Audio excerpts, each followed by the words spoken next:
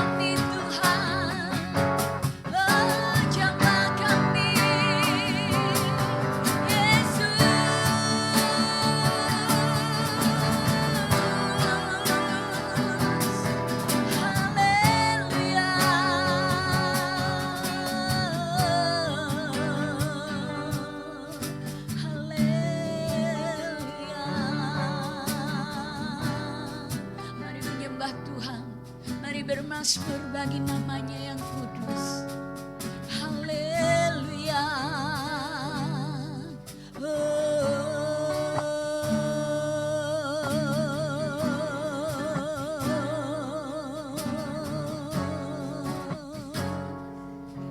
Haleluya.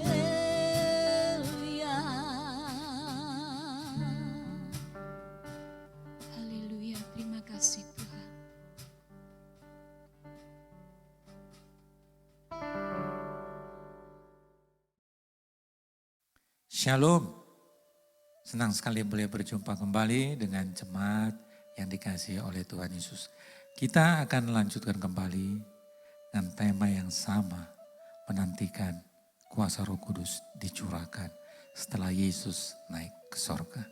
Sebelum kita dengar firman Tuhan, saya mengajak jemaat yang dikasihi Tuhan, dimanapun Anda berada, berdoa bersama saya. Terima kasih Bapa yang baik buat kesempatan yang indah. Kami masih diberi kesempatan untuk mendengarkan firman Tuhan. Firman yang memberikan kehidupan kepada kami. Hamba berdoa padamu Bapa di dalam nama Yesus. Roh Kudus jamah lembutkan setiap hati. Buka mata dan telinga rohani kami. Sehingga kebenaran firman Tuhan memerdekakan kami.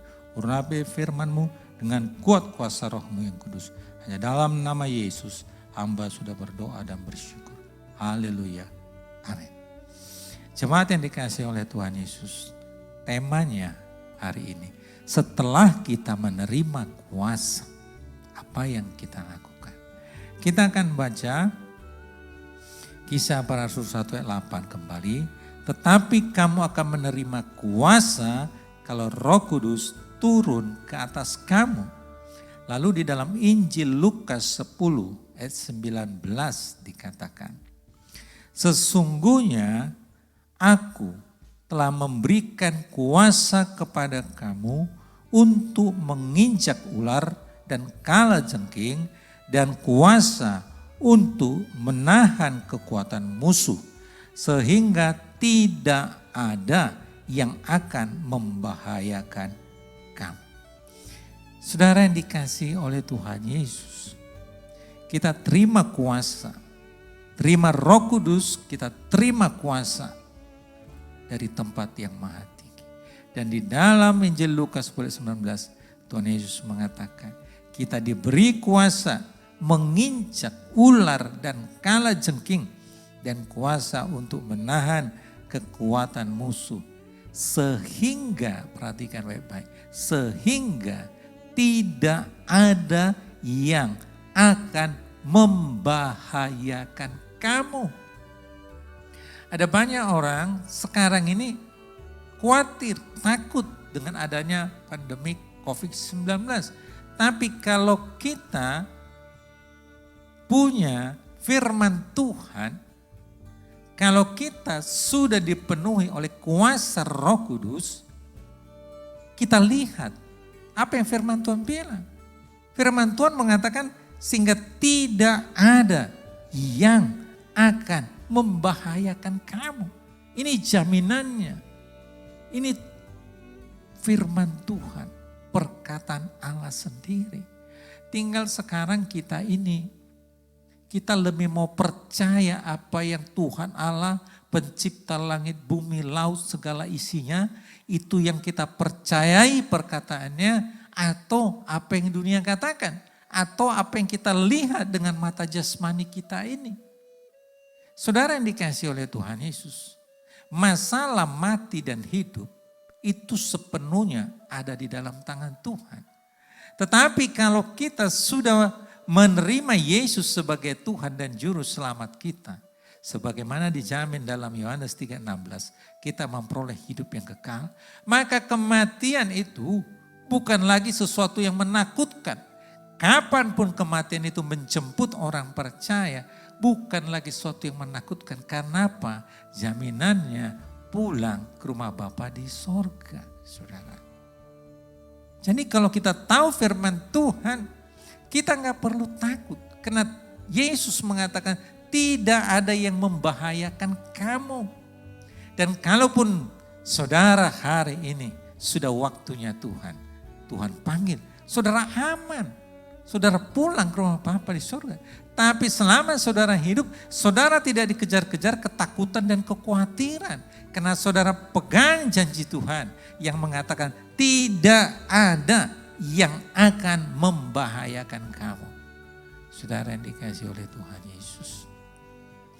Kalau kita punya Roh Kudus, punya kuasa, kita tahu firman Tuhan menjaminnya tidak ada yang membahayakan kita.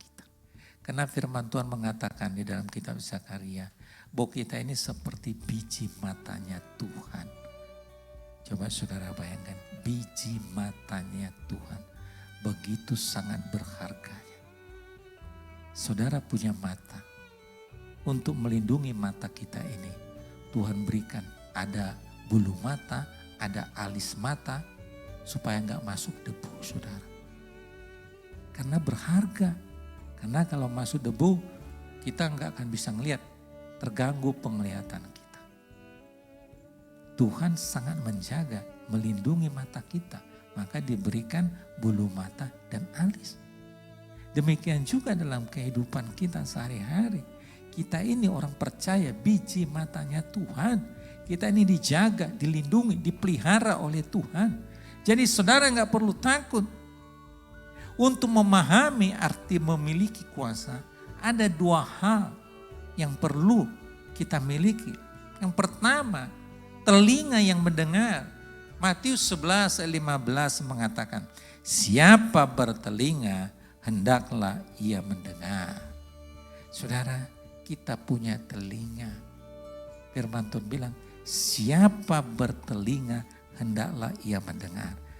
Dalam zaman sekarang ini, zaman teknologi sekarang ini, saudara di mana saja, saudara bisa mendengar firman Tuhan melalui gadget yang saudara punya. Apapun aktivitas saudara, saudara bisa dengar. Tapi ada banyak orang tidak mau mendengar. Punya telinga tapi tidak mau mendengar kabar baik. Tidak mau mendengar kabar baik yang diberitakan oleh Tuhan. Lebih suka kita mendengar berita-berita hoax. Lebih suka kita mendengar berita-berita yang tidak jelas arahnya. Lebih suka mendengar berita-berita gosip saudara. Padahal Yesus datang dan menjanjikan kabar baik. Saudara, ada kabar baik. Kita punya telinga. Marilah kita mendengar. Maka dikatakan siapa yang bertelinga baiklah ia mendengar. Supaya kita tidak tersesat di dalam hidup kita. Yang kedua, memiliki hati untuk menerima. Kita harus punya hati yang siap untuk menerima terang kebenaran firman Tuhan. Agar supaya dalam kehidupan kita ini, kita melihat seperti apa yang Tuhan Yesus katakan. Tidak ada yang akan membahayakan kamu. Kalau kita buka hati kita untuk kebenaran firman Tuhan. Dan kita dengar-dengaran dengan firman Tuhan. Lalu kemudian kita mempercayainya di dalam kehidupan kita. Maka kehidupan saudara akan dijaga, dipelihara, dilindungi oleh Tuhan. Saudara, setiap orang percaya yang dipenuhi oleh Roh Kudus memiliki pewahyuan yang nyata dan kebenaran itu sebagaimana dikatakan 1 Yohanes 4 ayat 4. Sebab roh yang ada di dalam kamu lebih besar daripada roh yang ada di dalam dunia. Setelah kita terima kuasa itu, Roh Kudus, kita sadar Roh Allah, kuasa yang diam di dalam kita itu jauh lebih besar dari segala roh yang ada di dalam dunia ini. Kadangkala karena kita nggak sadar, maka kita menjadi ketakutan. Seolah-olah roh yang di dalam kita ini kecil, saudara. Roh yang di dunia ini, berita-berita buruk, berita-berita yang tidak enak, intimidasi, itu membuat kita menjadi ketakutan. Padahal firman Tuhan jelas bilang, roh Allah yang ada diam di dalam kamu itu jauh lebih besar dari segala roh yang ada di dunia ini. Yaitu melalui berita-berita buruk, intimidasi yang kita dengar tiap-tiap hari. Ada roh Allah dalam kita. Ini yang kita harus pahami. Saudara yang dikasih oleh Tuhan Yesus, setelah Roh Kudus turun, kita memiliki kuasa, kita harus pergi. Dalam Markus 16 ayat 15 dikatakan, lalu ia berkata kepada mereka, pergilah ke seluruh dunia, beritakanlah Injil kepada segala makhluk. Setelah saudara terima kuasa, firman Tuhan bilang, pergilah, beritakanlah Injil kepada segala makhluk. Tuhan sangat merindukan kita dalam bekerja sama dengan Tuhan untuk penginjilan. Tuhan tidak memakai orang-orang yang merasa mampu dengan kekuatannya sendiri atau orang-orang yang menyombongkan dirinya. Tuhan akan bekerja sama dengan orang-orang yang memuliakannya. Saudara, Yesus sangat dipenuhi dengan Roh Kudus. Sehingga Yesus berdiri di posisi di mana ia selalu siap. Ia selalu berada dalam sikap yang membawa kemenangan dalam setiap kesempatan. Jemaat yang dikasihi oleh Tuhan Yesus. Kuasa Roh Kudus ada dalam saudara dan saya. Tetapi hanya bisa dimanifestasikan di saat saudara dan saya berjalan dalam ketaatan untuk bergerak pada setiap kesempatan yang ada di hadapan kita. Ada unsur ketaatan, saudara.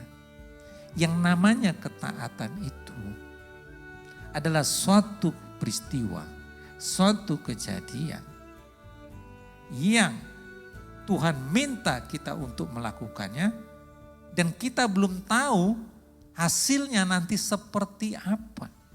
Maka disinilah dituntut ketaatan. Kalau orang sudah tahu hasil akhirnya seperti apa, pastilah dia taat.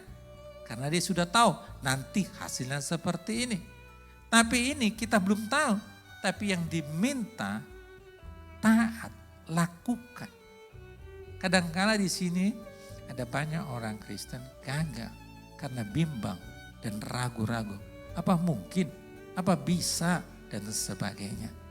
Padahal kalau kita taat, maka itu sama dengan kita mengizinkan Roh Kudus bekerja di dalam kehidupan saudara dan saya. Karena kita hanya melakukan apa yang Tuhan perintahkan. Sama di dalam Injil Markus pasal 16. Tanda-tanda orang percaya. Ayat 17 dikatakan. Salah satunya orang percaya tumpang tangan, orang sakit sembuh. Bagian saudara dan saya sebagai orang percaya yang sudah dipenuhi dengan kuasa Roh Kudus hanya taat saja. Kita hanya melakukannya. Yang menyembuhkan itu adalah Tuhan Yesus sendiri. Bukan saudara dan saya yang hebat, tapi Yesus yang hebat. Yesus yang dahsyat sebab Dia adalah Allah penyembuh. Bagian saudara dan saya hanya taat saja. Kita doakan orang yang sakit. Kita tumpangkan tangan di dalam nama Yesus. Kita mengatakan sebagaimana janji firman Tuhan. 1 Petrus 2 ayat 24b. Oleh bilur-bilurnya jadilah sembuh. Bagian saudara dan saya taat melakukan apa yang firman Tuhan katakan. Selebihnya itu pekerjaan Roh Kudus. Itu bagiannya Tuhan. Saudara, ini yang harus kita lakukan setelah kita menerima kuasa, menerima Roh Kudus, kita pergi memberitakan Injil. Karena saudara sudah diperlengkapi dengan kuasa itu. Jadi jangan kita setelah menerima kuasa, lalu kita berdiam diri, saudara. Tapi kita harus pergunakan apa yang Tuhan sudah berikan. Dia sudah perlengkapi supaya kita pergi menjadi saksi Kristus. Pada waktu orang-orang Yahudi mau melempari Yesus dengan batu, ini dapat kita baca dalam Injil Yohanes ayat 8, ayat 48 sampai Yohanes 9, ayat yang ke-7 dikatakan, Yesus menyelinap keluar dari hadapan mereka dan tidak lama sesudah itu ia menyembuhkan seorang laki-laki yang buta. Saudara, Yesus dapat menyelinap pergi dari kerumunan orang banyak yang berusaha untuk membunuh dia. Ini menunjukkan kuasanya. Beberapa orang mungkin berpikir bahwa Yesus melarikan diri, tetapi ia berhenti dan menyembuhkan orang sakit. Saudara, luar biasa. Kuasa yang sama yang ada pada Yesus, Roh Kudus yang mengurapi menyertai dia. Kuasa Roh Kudus yang sama itu juga yang dijanjikan Tuhan bagi orang-orang percaya sampai hari ini. Tetapi setelah kita menerima kuasa itu, Tuhan Yesus mau pergi, beritakan Injil, doakan orang sakit, doakan orang yang kerasukan setan. Sebab Tuhan sudah memberikan kuasa itu untuk menghancurkan segala pekerjaan kuasa kegelapan.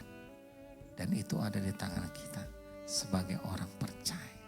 Saudara, dan sesungguhnya setelah saudara menerima kuasa itu dan saudara pergi, maka iblis menjadi takut saudara. Iblis menjadi takut saudara karena dia tahu ada kuasa Roh Kudus yang melingkupi saudara.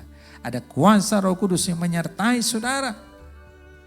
Dan ini yang harus kita lakukan. Kita bertindak, kita taat. Dan kita melihat contoh di dalam kisah para rasul. Bagaimana kedahsyatan daripada kuasa itu. Kuasa Roh Kudus yang melingkupi para rasul-rasul. Murid-murid Yesus setelah mereka kepenuhan Roh Kudus.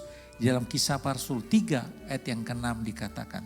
Tetapi Petrus berkata, emas dan perak tidak ada padaku. Tetapi apa yang kupunyai, kuberikan kepadamu. Demi nama Yesus Kristus, orang Nazaret itu, berjalanlah. Maka seketika itu, orang lumpuh itu pun berjalan, saudara.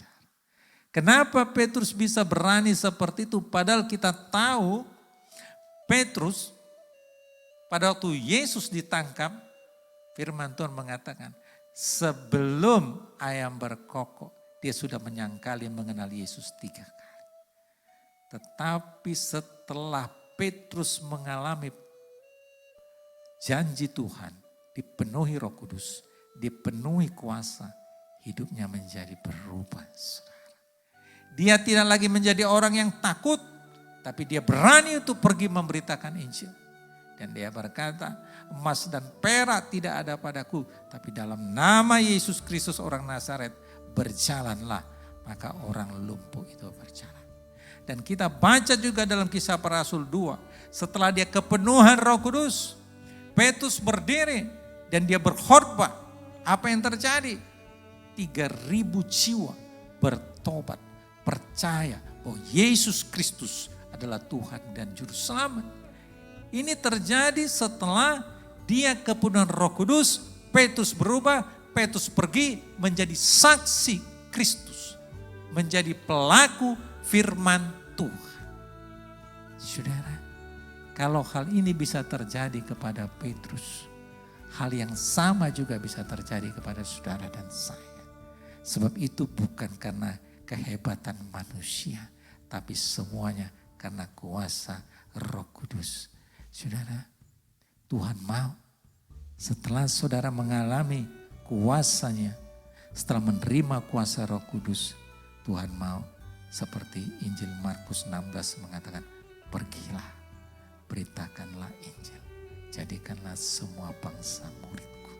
Itu menjadi tanggung jawab saudara dan saya sebagai orang percaya.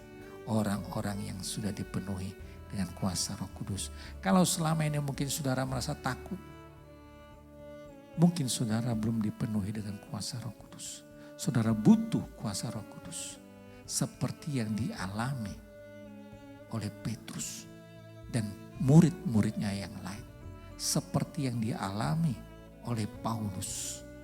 Sehingga kematian bukan lagi sesuatu yang menakutkan. Karena dia tahu ada kuasa ilahi, ada kuasa supranatural, kuasa Roh Kudus yang menyertai hidupnya. Dan inilah yang sama, kuasa yang sama yang dijanjikan Tuhan buat saudara dan saya. Tuhan juga mau saudara dan saya, kita bekerja sama dengan Tuhan untuk memberitakan kabar baik. Ada banyak orang di sekitar kita yang memerlukan pertolongan Tuhan, yang memerlukan kesembuhan ilahi daripada Tuhan. Bagian saudara dan saya hanya taat saja. Doakan mereka orang-orang yang sakit. Dan masalah kesembuhan itu adalah urusan Allah, urusan Tuhan kita. Bagian kita hanya taat saja. Doakan mereka. Dan percaya sebagaimana janji firman Tuhan. Matius 8:17. Yesus Kristus yang memikul segala kelemahan tubuh kita. Dan menanggung segala sakit penyakit kita. Semuanya itu sudah selesai dikerjakan Yesus di kayu salib 2000 tahun lebih yang lalu.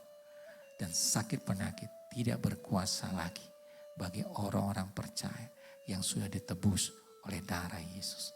Haleluya. Saudara, Tuhan mau setelah saudara menerima kuasa Roh Kudus, pergilah, beritakan kabar baik, doakan orang-orang sakit. Percaya Tuhan yang bertindak, Tuhan yang melakukan hal-hal heran dan ajaib. Dan nama Tuhan semakin dipermuliakan. Haleluya. Amin. Mari kita berdoa. Bapa, hamba berdoa rindu bagi setiap jemaat yang belum mengalami kuasa Roh Kudus, yang belum mengalami kepenuhan Roh Kudus. Di dalam nama Yesus, penuhi mereka dengan kuasa-Mu, agar supaya mereka pergi menjadi saksi Kristus, agar supaya mereka pergi memberitakan kabar keselamatan, agar supaya mereka pergi menumpangkan tangan atas orang-orang sakit, sebagaimana janji firman-Mu. Hamba percaya yang sakit disembuhkan oleh karena kuasa Roh Kudus yang menyertai kehidupan setiap orang percaya. Dan nama Tuhan saja semakin dipermuliakan, diagungkan dan ditinggikan. Sebab hanya Engkau Yesus satu-satunya yang layak menerima segala puji, hormat dan kemuliaan. Terima kasih Bapa yang baik. Hanya dalam nama Yesus, nama yang ajaib, hamba sudah berdoa dan mengucap syukur. Haleluya. Amin.